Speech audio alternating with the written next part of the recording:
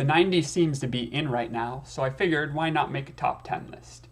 It's not exactly the most original idea, but I have a different angle with this than the way a lot of other top 10 lists are compiled. So in this list, there's not going to be any rankings. It's not going to be about favorites or hidden gems. Instead, I'm trying to compile a list of big name bands that, for better or worse, define the decade. So without further ado, I'm just going to go ahead and get right into the list. So the first band that I'm going to talk about is Rosetta Stone. They're kind of like the second wave goth rock band of the 90s. They had really strong melodies, danceable, flashy guitar playing. There's not much to dislike about them. They're kind of like a shining example of like the best of the goth rock sound that was common in the 90s. Even if it was for only one album, An Eye for the Main Chance, which was released in the US as Adrenaline with a different track list. Later on, they kind of adopted more industrial elements, which is also somewhat representative of the scene at the time, since especially on Cleopatra Records compilations, you'd see a lot of bands like having electronics incorporated, lots of remixes. Rosetta Stone was kind of Cleopatra's like big goth band at the time. As a sort of Rolling Stones to the Rosetta Stone's Beatles, you have Nosferatu. They are kind of similar to Rosetta Stone, but they have a much harder, more metal edge to their sound, and they have a really over-the-top vampire image. I've been told they drove around in a hearse.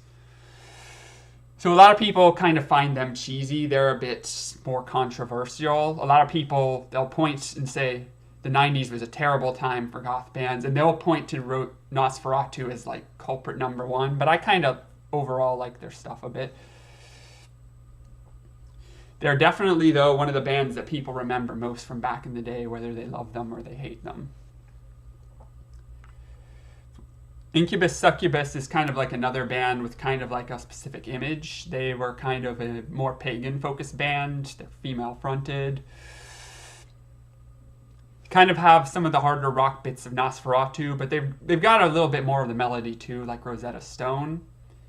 Kind of unique sounding, though, in that they kind of lean more towards a general hard rock sound.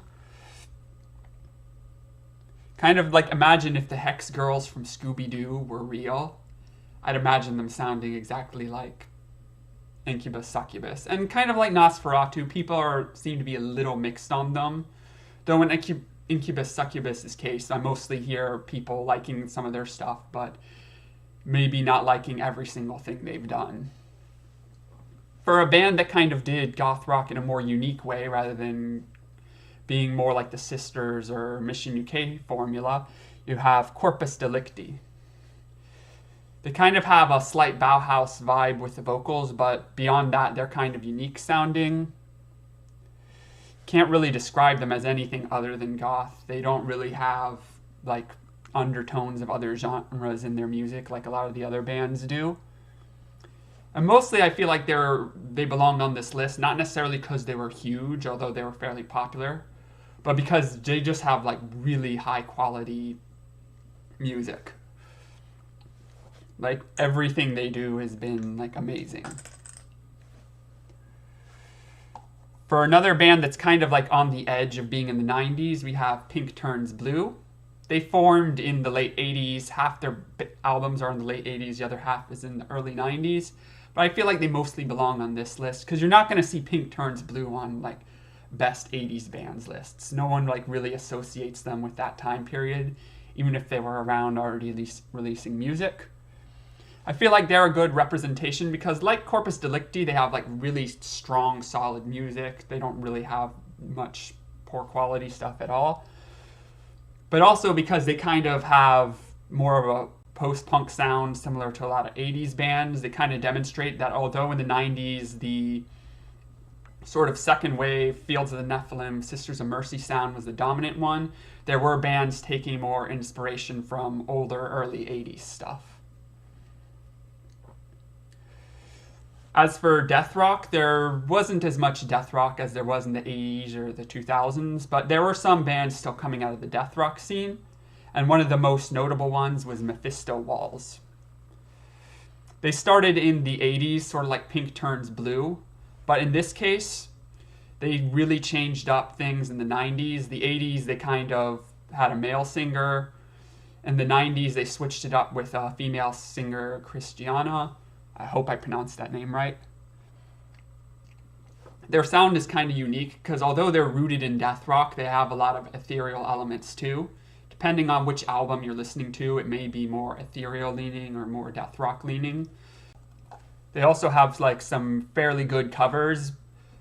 The songs Paint It Black and I Want to Be Your Dog have been covered by other bands. Like Paint It Black was also covered by Incubus, Succubus, and I Want to Be Your Dog was covered by the Merry Thoughts. But I feel like Mephisto Walls covers of those songs just completely blow the covers by other bands out of the water. And also Barry Galvin, the guitarist of Mephisto Walls, besides also being in Christian Death and later being part of Scarlet's Remains, just has a really distinctive guitar style that's super affected, that's kind of distinguishable from a lot of other bands. So another big band from that kind of also claims to have come out of the death rock scene, though there really isn't much I can hear in that, is London After Midnight.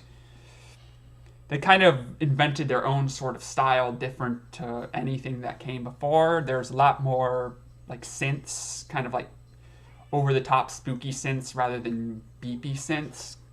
And quite a bit of guitar leads. There's not a lot of like clean guitar playing in London After Midnight. They're kind of copied by like a lot of bands that came after. Not necessarily direct clones, but you can see the inspiration. Bands like early Cruise Shadows and Bella Morte and stuff seem to owe at least a little bit to London After Midnight sound. They kind of like have this over-the-top level of atmosphere and camp. It's kind of like if you were thinking if you had a band that sounded the most like Addams Family or Nightmare Before Christmas, London After Midnight kind of is a good soundtrack to that. Worth noting, London After Midnight even covered Sally's song from Nightmare Before Christmas on one of their albums, Oddities, which is a collection of like rare tracks and other miscellaneous stuff that didn't go on their albums. And another band with like a similar, more synth-focused sound that came out of California is Switchblade Symphony. Probably at one point they were definitely like the biggest band to come out of the 90s. I remember back when I was new in the like mid-2000s, a lot of 90s bands weren't that popular. There was kind of like a little bit of backlash against them. But Switchblade Symphony was like still huge. They like remained having a really good reputation throughout that time when other bands like maybe Nosferatu had a lot of blowback. Compared to London After Midnight, they're less guitar focused. It's more on the synthesizers. Their name Switchblade Symphony kind of comes from the idea that they're chopping up like symphonic sounds.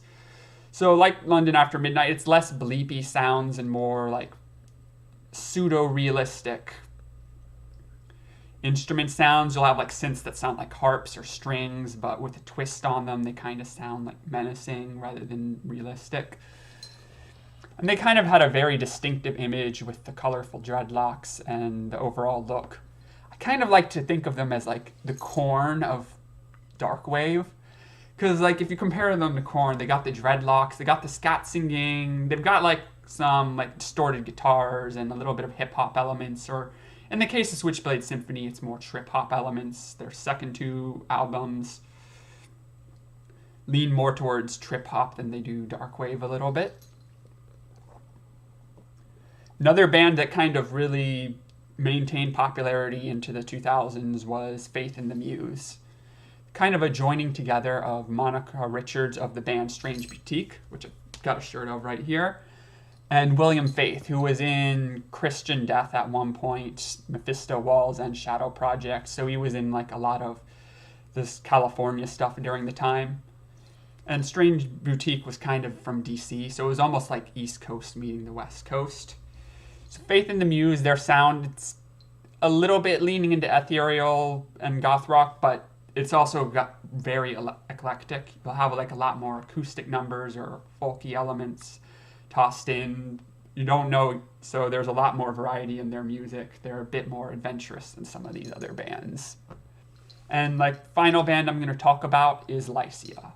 So one of the big trends of the 90s were like a lot of ethereal bands, which kind of took more influence from Cocteau Twins and having like a more down-tempo, heavily guitar-affected sound.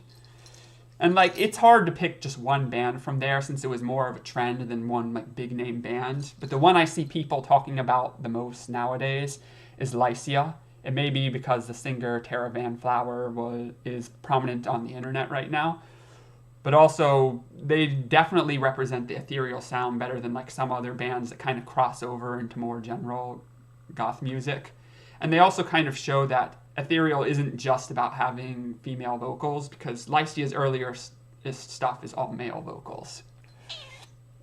Kind of also an interesting fact about them is they went on tour with Typo Negative, and they kind of were an influence on the making of Typo Negative's album October Rust, which you can kind of hear a little bit. It's a little bit more goth-leaning than some of their other albums.